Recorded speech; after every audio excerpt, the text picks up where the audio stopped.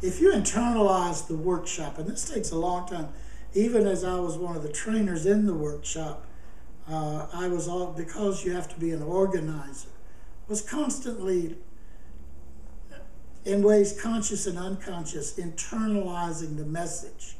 And it made me more effective organizing. The founders would always say, this is about organizing. We would all nod our head when they were asked, how many of you are organizers in the room? Some of us would raise our hand.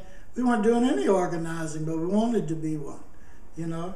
And you just internalize the message so much over time, not one sitting or two, but many sittings, hearing the way in which people would talk about not just their history, but their lives, and saying, talk about your history, talk about your life. You know, what did you do? When did you do it? Who were your mentors? How did you learn what you were doing? And feel good about that. That was a struggle. But organizing means that we've gone through an internal process of development. It means that we now, in each setting we're in, the idea of bringing people together is primary. Not just educating people, not just advocating for people, but how do you organize that? In New York, everybody was an expert. It seemed that when we first met, we were working in academia. People had written books. People had were world-renowned in their field. There was great expertise in the room, but it wasn't organized. You know, this was just a debate, or you would hold yourself over in one department or another.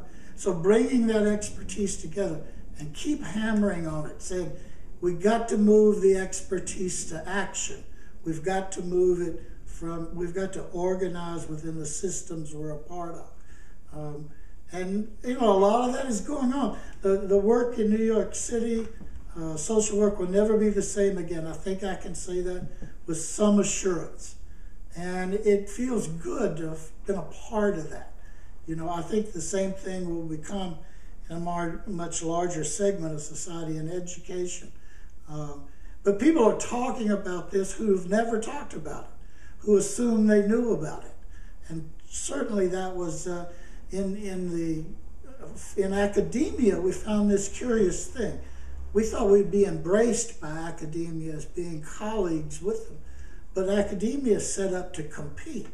And so people who would naturally be our allies were in fact reluctant to work with us because it might diminish their role in the academy. And we can't condemn that. We have to understand, well, why that is.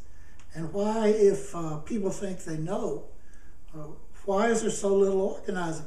Tenure is almost impossible for a person of color to get in this country. But we don't say, well, why is that? You know, why is it so difficult for people of color particularly to gain tenure? What is tenure anyway? What is its intent? When did it start? These were all questions that intrigued us and said, you've got to grapple with this.